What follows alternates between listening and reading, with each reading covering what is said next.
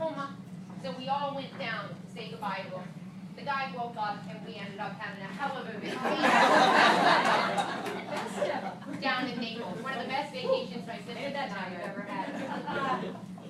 A couple of years ago in the Falmouth Hospital, my parents and Auntie Kay drove down emergency. We had to put on yellow outfits and purple gloves because we were all contaminated and couldn't be near him in his immunocompromised state.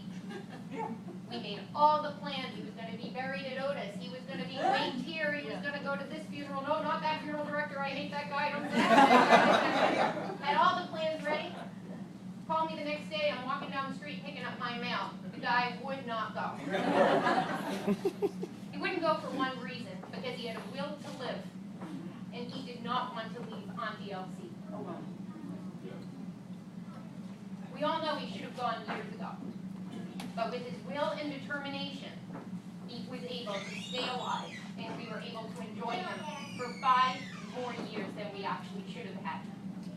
And every time he was about to die, I took him aside, we'd have an alone moment, and I'd say to him, I promise you, we will not leave her alone. And today I reaffirm that, Auntie. We are here for you. You are not alone, and you never will be alone. The Meissners, the Gilmores, the Taylors, next I want to talk about my brother Stephen.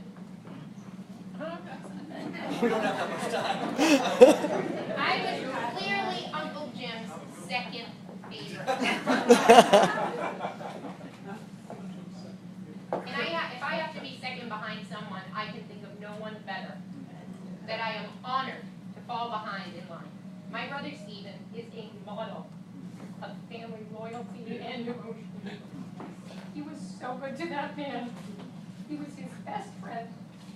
He took care of him. Sorry. No matter how hard things got, Stephen was there. Fixing an air conditioner, tending his wounds, having a drink before noon to keep him happy. I am so proud to call him my brother. He is a role model for all of us. Next, I want to talk about my cousin Michael. Here he is. For the past how many years, Michael, you've talked to Uncle Jim every Sunday? 40. 40 years. 49, exactly. So this Sunday is going to be a tough one. I recommend that you call my brother Stephen. The reason for that is the rest of us can't understand it.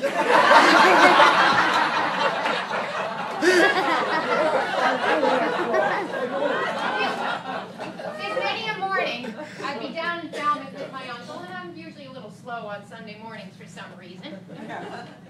And he'd call his cousin Michael, and they'd be chatting away, and I'd say, what did he say? He'd say, I couldn't understand it. I just yes him, and he thinks I'm wonderful. So I wanted to sort of close things out with just a couple of happy memories. We have tons and tons and tons of happy memories of Uncle Jim, and he was particularly special to me because he was the crazy uncle.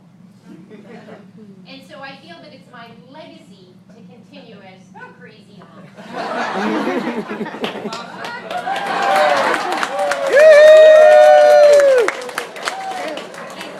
In so many ways, he was just my role model. He was, until he was 10 feet under, he was 2 steps ahead of you. Yeah. Cracking jokes, laughing all the time, no matter how bad things got. He'd be sick as a dog, and I'd say, what are you doing today? He'd say, I'm watering the daisies, because pretty soon I'm going to be pushing them off. Stephen mentioned it in his absolutely fabulous eulogy today. No matter what you said to him, you'd say, what can I get for you? A bag of 20s. He always seemed to need a bag of 20s. That was always a very, very famous expression. So just very quickly, I want to tell a little story. One time I was at work, and I was collaborating with a colleague by the name of Lucy. And as you know, when you send emails, lots of times, email addresses automatically pop up in your cache.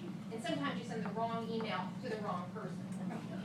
Well, you never want to send the wrong email to Uncle Jim. I was working with a collaborator one time, and I was sending her a consulting agreement saying, we really look forward to working with you. Thank you so much. She was a physician by the name of Lucy. I mistakenly sent the email to Uncle Jim. Next day I got a response. I can't wait to work with Ariad Pharmaceuticals.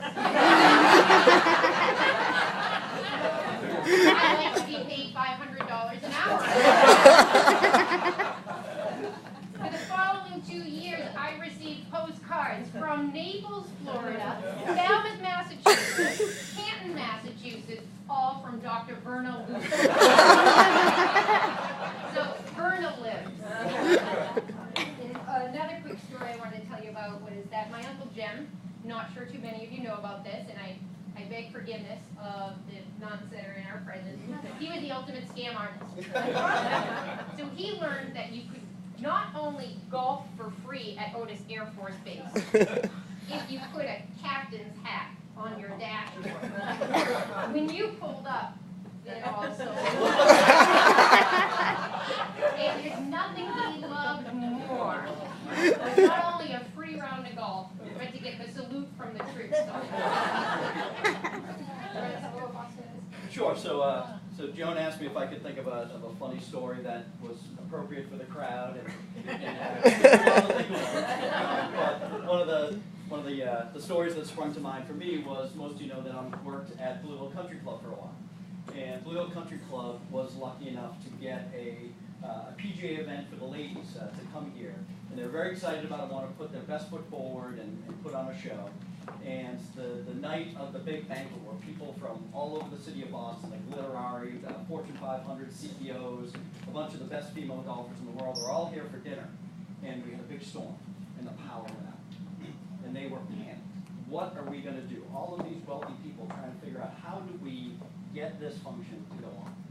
And somebody said, I think the guy that works down at the Stardust station worked at the Edison. Call Gilmore. So they call Gilmore, and next thing you know, all of these Harvard MBAs and all of these Fortune 500 CEOs are calling the guy that barely graduated from Cathedral High School. And out there, you got the power on, and the function went off without a hitch. So I think that sums up Uncle Jimmy pretty well. The one last thing is that I think Uncle Jim left two great things behind it. His humor. None of us could talk. His wit, none of us could talk. And you're just sort of born with that. I have it. But one other gift that he had that we can all really work to carry on is just the gift of hospitality. Auntie and he have made us welcome in their home since we were babies.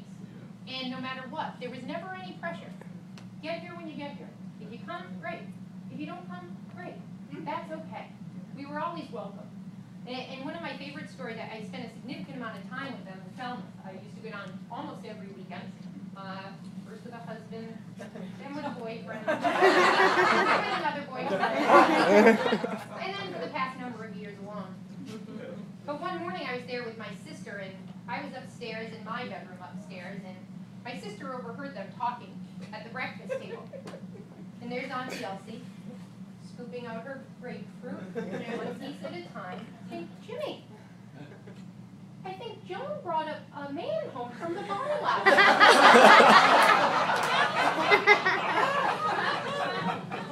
And Jimmy says, really? Yeah, I think she brought a guy home from Leo. Now this would not fly in 6, 8, or 9. She comes upstairs and says, you're not going to believe this. They think you brought a guy from the bar, and they think it's over. It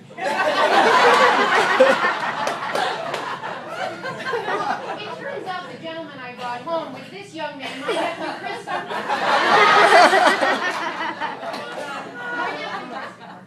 But it's just a fabulous example of no matter what happens, no matter what time of day, no matter what season, we were always welcome. On Old Coach Road, down in Naples, down in Florida, and now at our favorite party spot, River Village. Thank you for so many memories, and thank you for sharing Uncle Jim with us, Auntie. He has played a huge role in my life. Thank you. I love him, and I will never forget him.